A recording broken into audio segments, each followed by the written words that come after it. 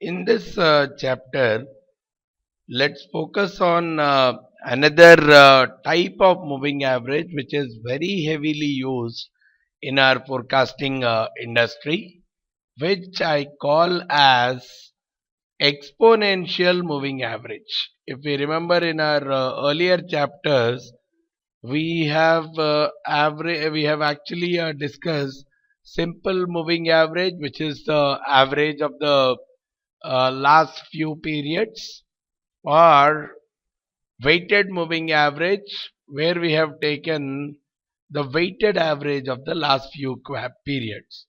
But instead of taking a simple average or a weighted average, this is another mechanism which actually addresses the the forecasting error that has come in the previous period, and tries to adjust our forecast based on the previous period's forecast also. So that is one of the prime reasons people look at using the exponential moving average mechanism. And just to inform you, which I could not tell you in the earlier chapter, whenever we are using a moving average mechanism, we have to make sure that the data on which we are applying the moving average does not have a trend, right? What do I mean by that? The moment, let's say, I plot the data, I should see that that line should be more or less horizontal. But in our earlier case, we have seen that it is slightly vertical. Now you see, on an average, the graph is slightly moving up.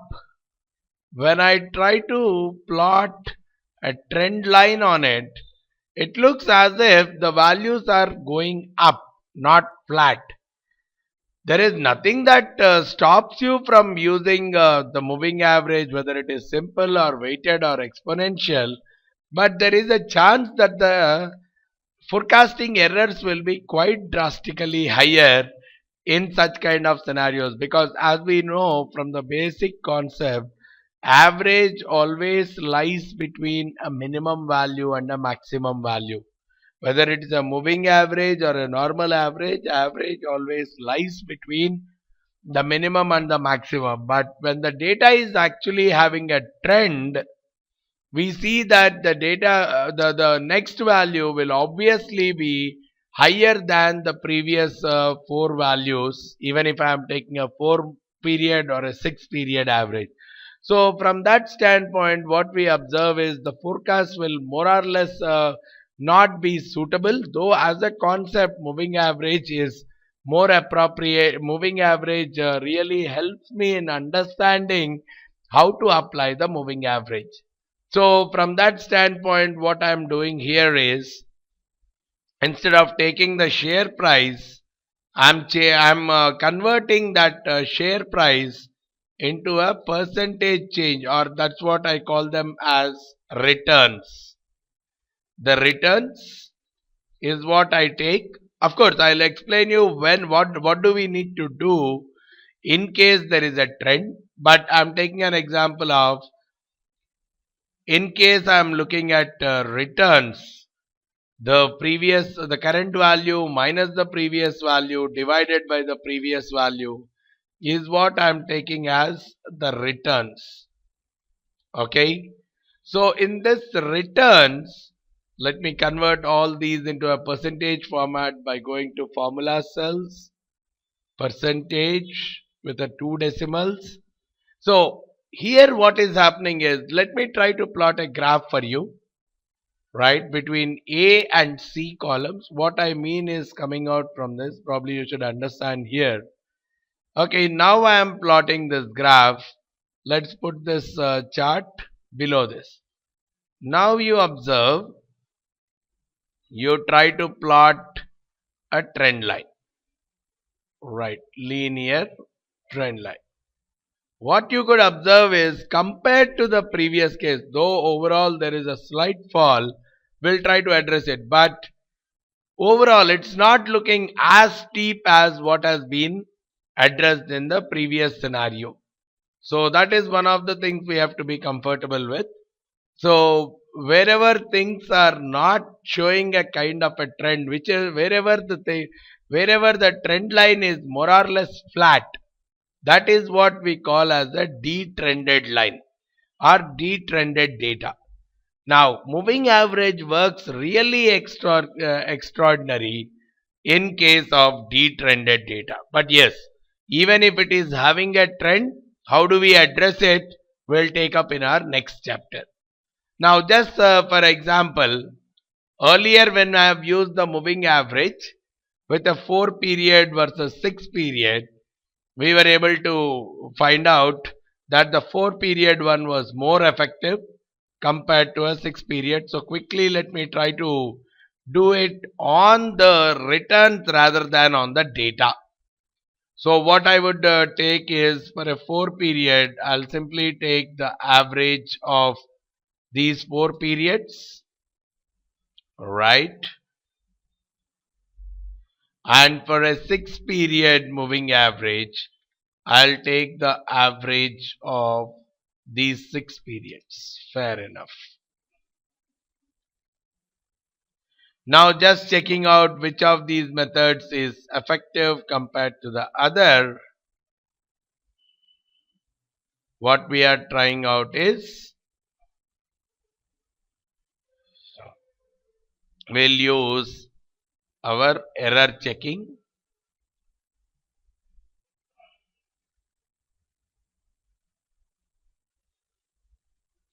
Right, so I can very well use,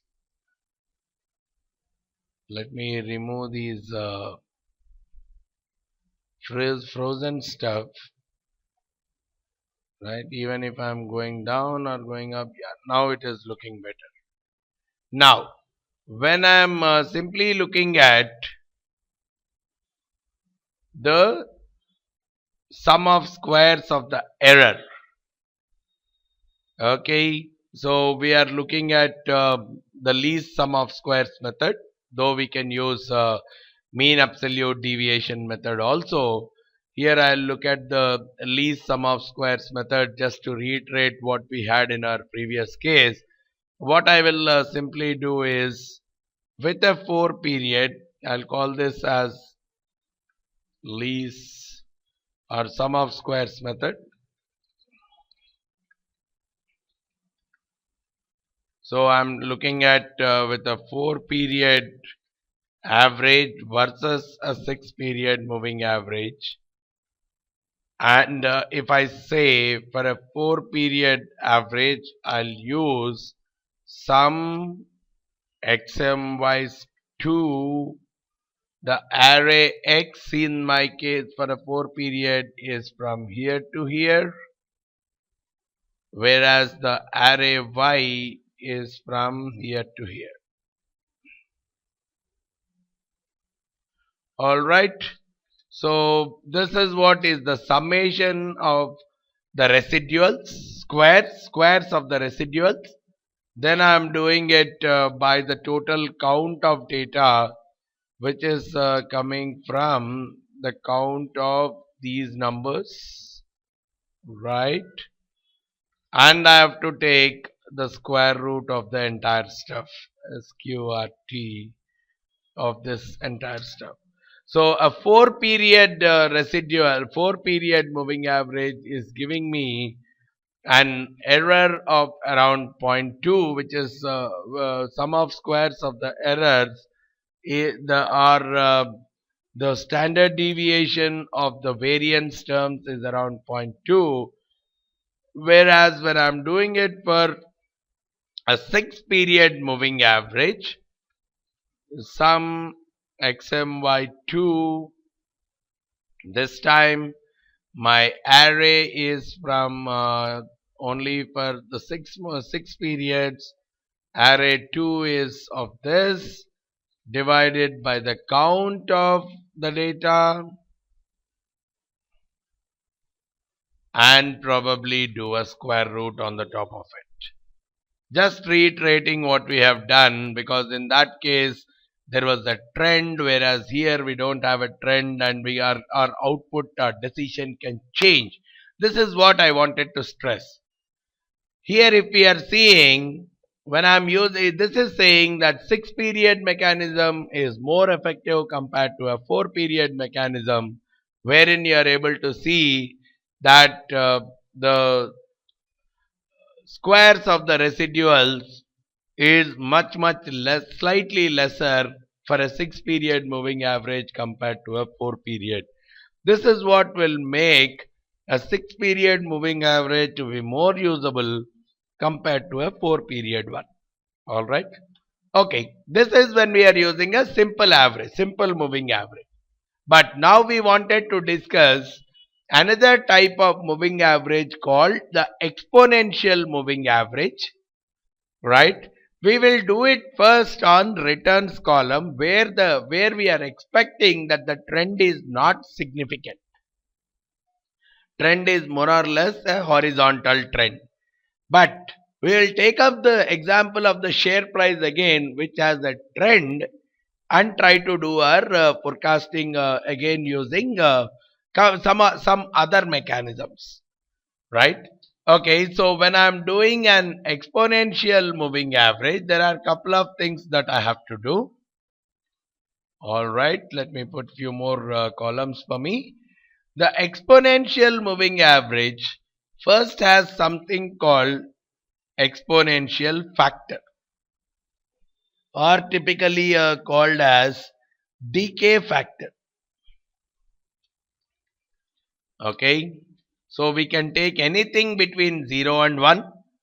Okay, we'll also come out with a mechanism of how to choose a better number. Okay, but for time being, let me take 1. Right. Then what I am saying is, you create one more column called as the forecast column, and one more column called error in forecast error. What this method says is, for the first period, take the number as it is, which was the previous period value, not in the forecast error, in the forecast term. So you take the value as it is. And because of this, there is a forecasting error, because I'm whatever was in the previous period, I'm taking that's the same number that would be existing for the current period. But in reality, there was only a much a bigger difference. That is what the actual was, the minus 3.79, whereas we have forecasted it as minus 13.39. And what this method says is, you have to take that into consideration to come out with much better forecasts. And that is what we are saying. So you compute your forecasting error by taking the actual value minus the forecasted value. Okay, so 9.6% is coming out as a difference. Now what it says is, when you are doing it for the next time, you take the number in such a way that you take the previous forecasted value, you take this number, and to it you add or subtract your forecasting error. If the forecast error was a negative, it would be subtracted. If the forecast error is positive, it would be added. So what is happening? I'm doing the previous forecast value plus whatever is the decay factor we have chosen, which means 10% weightage I am giving to the forecasting error. So that value multiplied by my previous forecasting error. This is what will become my next forecast. So my next forecast is becoming minus 12.42%. Alright. So let me do the Okay, so my next forecast number is becoming minus 12.43% because it has taken into consideration the corresponding forecast error. But the reality there was plus 12.4. So what I will again do is I pull this down saying now the forecast error is around 24.8. Now the same way I'll repeat the process, right? So when I'm repeating the process, I'll drag this down, and the same way I can drag this down too. And this kind of mechanism, so in some cases I'm getting a negative error, in some cases a positive error, I'm getting all kinds of deviations between the actual as well as the forecasted values. And now this is the exponential smoothening factor mechanism. But in this, why are we doing first of all this exponential smoothening? Typically what we are saying is the value of the next period is heavily dependent on the value of the previous period. So whatever is the return that I have got in the earlier period, that plays a key role on the return which I am going to get in the next period. So that is, and if I have got much lesser than that, or if I have got much better than that, even my forecast will be renewed upwards. If I have got poorer than that, my forecast should be renewed downwards. That is what is the fundamental that is going as a part of calculation of the exponential moving averages. So that is where initially I am starting with a forecast of minus 13.39, which was the value that was available to us in the previous period. But when I did that, the forecast will be minus 13.39. The actual was minus 3.79, which means there was an improvement compared to the forecast by 9.6%. And what we are saying is, now my next period forecast should actually take that improvement into consideration and try to improve based on the previous value. So that's where, though instead of forecasting minus 13.39 for the next period, giving a 10% weightage. Now how much weightage has to be given to this forecasting error part is the next part, right? Is our next aspect. How much of weightage has to be given to the forecasting part, error part. But in reality, what we are saying is, because there is a small amount of error coming up, we have to give some kind of a weightage to that error. So this, in this case, I am giving a 10% error, trying to compare it with the actual values, and wherever I am finding it the error is more positive, my next period forecast has to be revised upwards. Wherever the error is more negative, the next period forecast has to be revised downwards. That is what is the approach which I have followed. Now, just to check out, this is my error. So what I can very well do is, I can find out what is the square of the error, right? I can find out the error as well as the square of the error. And now what we are saying is,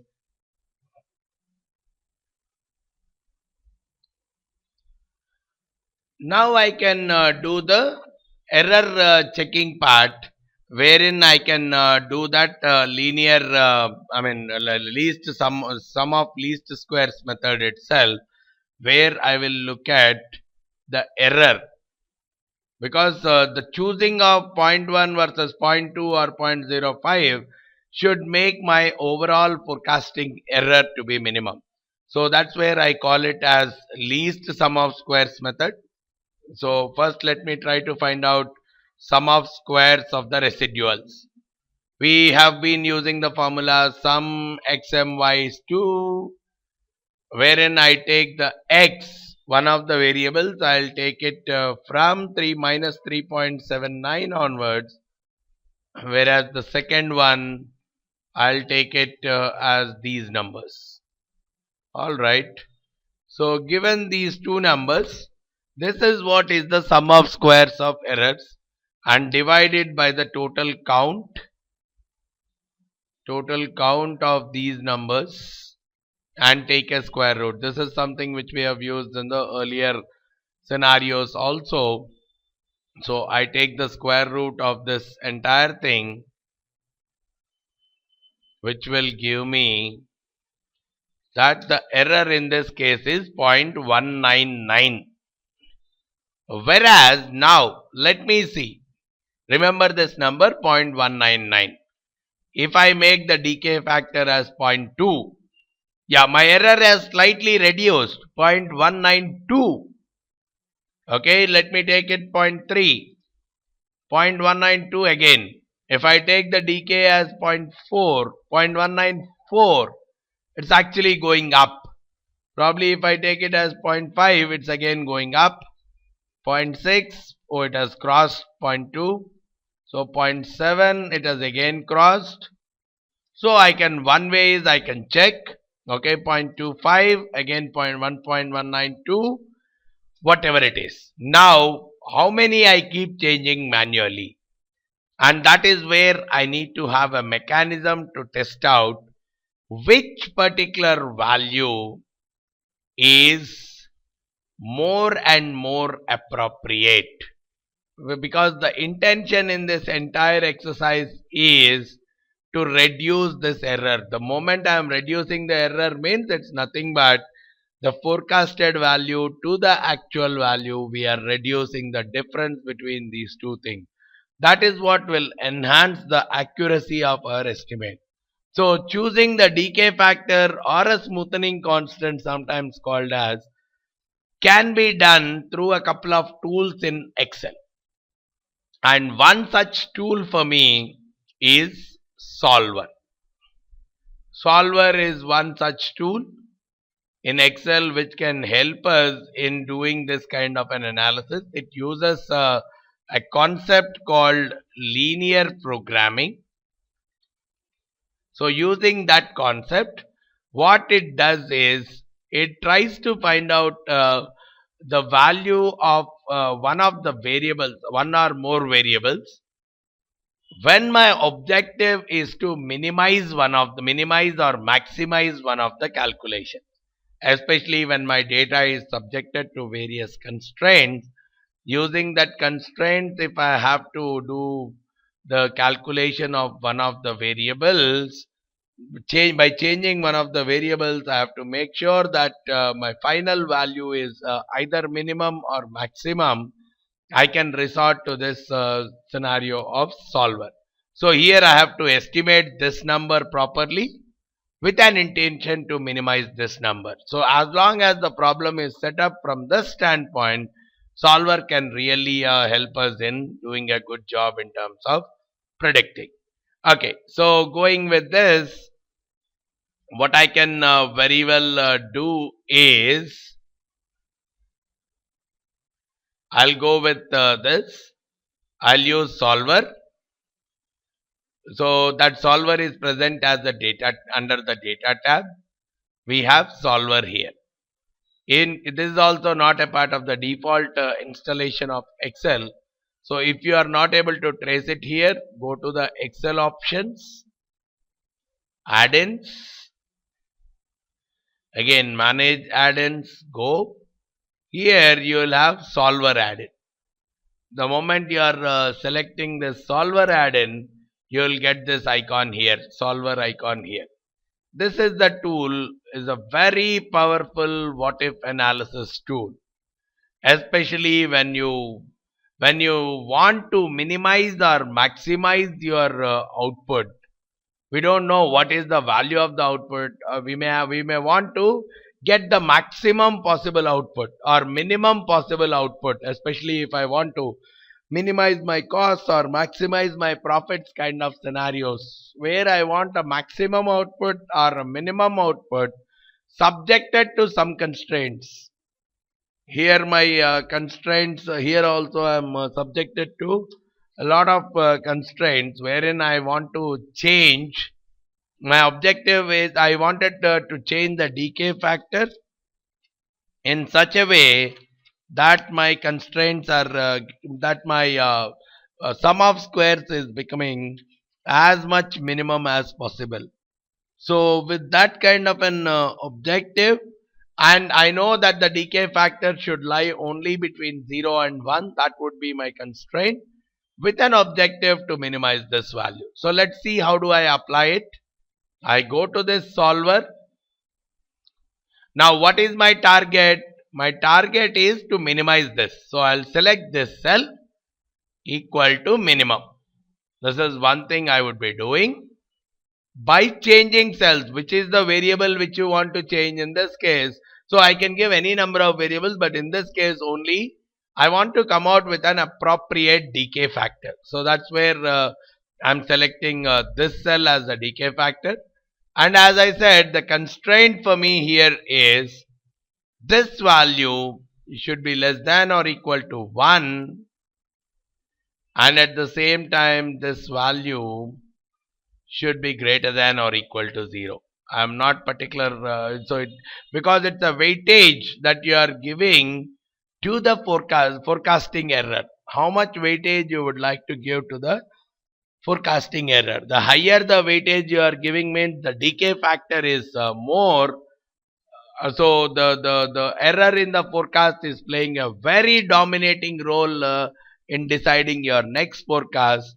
Whereas if the value is much lesser, then your forecasting error is not playing a much bigger role in the doing of the forecast. Alright, so I am doing okay. So these are my two constraints that have come up, and based on that I am asking my solver to actually do the solving. Now it's a kind of an iterative process that goes up, and finally my solver has given a solution saying take a decay factor as 0.25, and whatever is coming out, which is the sum of squares is 0.1920, which is what is the minimum most possible which the solver could identify in our example. So what I am saying with this is, now using the same scenario, I can very well forecast the return for the next period. Now what is my forecasted return for the next period? The forecasted return is a drop of 3.39%. Using this mechanism, I am able to do a forecasting for the next period, which shows that the return is a drop of minus 3.39%. So I can take my decisions accordingly, because this is the tool which when I am observing with the previous data, it is telling me that this is the change that has actually turned up. So what I would take is this value. I estimate that there is a drop of 3.39. There could be a drop of 3.39% going with this mechanism, and that is how I take my decisions. Right. So solver is a very powerful tool, especially when you have multiple scenarios. Especially when you have unknowns, and the final objective is either to minimize or maximize your value. Right. The same scenario probably can be obtained through another tool of Excel called goal seek. This is also another tool. Now the way goal seek works is, what I can do is the sum of squares, whatever I have come out, it cannot say minimum or maximum. So because this is a sum of squares, I would like to set it close to 0. Let's say initially I am starting with a decay value of 0.1, wherein the sum of squares is showing 0.1992. Now if I want to use goal seek, it's a very simple to use tool. I want to set this value to 0 directly, because the minimum most possible for me is obtaining a 0, and I'll change this decay factor. So this is how I want my number to be changed. So this cell has to be changed to obtain a 0 to the sum of squares. The reality is, it's very difficult to get 0 in the sum of squares. Then we have become a forecasting expert, and this data is more or less predictable. So it's not that easy to get a 0 as a part of the sum of squares. So when I'm trying to execute it, what happens is it tries out all possible combinations. Sometimes works, sometimes it cannot. And what it has given also is more or less the same solution. If we see the sum of squares, it was able to make it up to 0.192, wherein the decay factor even it has given as 0.251. So I can use either a solver, but yes, solver becomes more of a all scenario usable kind of a tool, because even if I have multiple input variables to be predicted, solver becomes more powerful. But goal seek will work only if there is one variable to be update, like only decay factor. But if I have a decay factor A as well as some other factor B, then goal seek cannot be obtained, because goal seek can change only one variable at a time.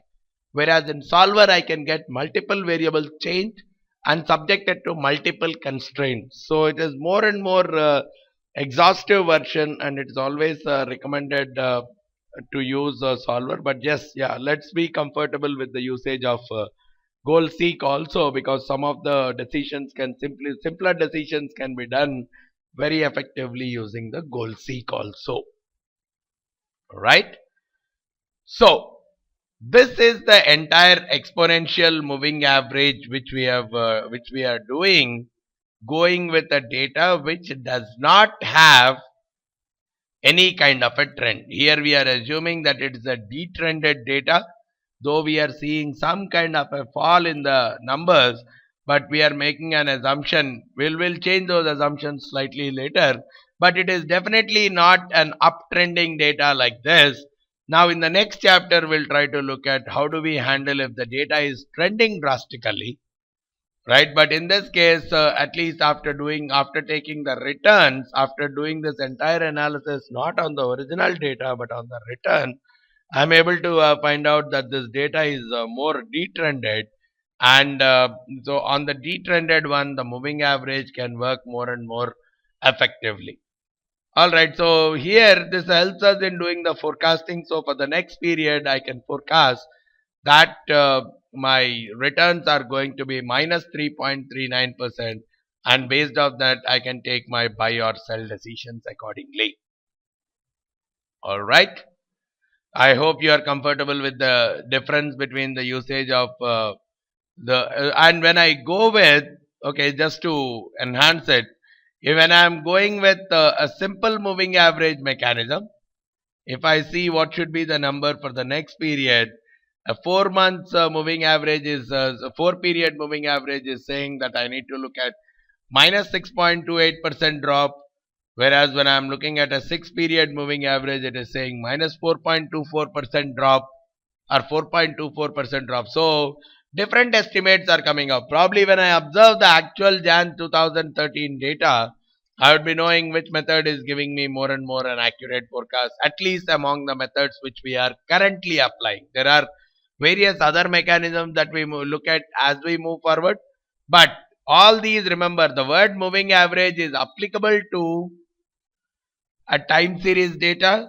and it works more and more effectively if our time series data is not having much of an upward trend or a downward trend, more of a horizontal trend kind of a data. So there are some ways to handle a data, even whether it is a simple moving average or weighted or exponential. More meaning comes when there is not too much of a trend in the data. But when there is a trend in the data, how do we handle it is what we would be looking at in our next section. I hope you are comfortable with the usage of exponential moving average. You need to practice by taking some kind of data which is time series based data, see, plot a graph, see whether it is having a trend in it or no. If it is not having a trend, directly apply this exponential moving average by giving some kind of a ballpark weightage to the forecasting error, and after that enhance that forecasting error weightage by doing a kind of solver execution on the top of that. Solver actually is a linear programming concept, but yeah, here the objective is to go with the tool Excel to try to understand the working process of these tools, So the real derivation aspect of it is out of the scope of this particular chapter.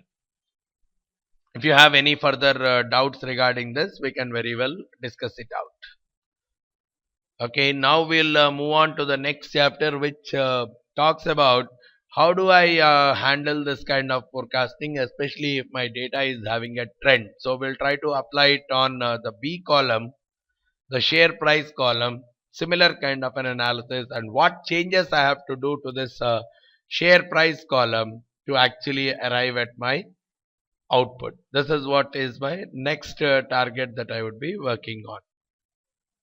All right.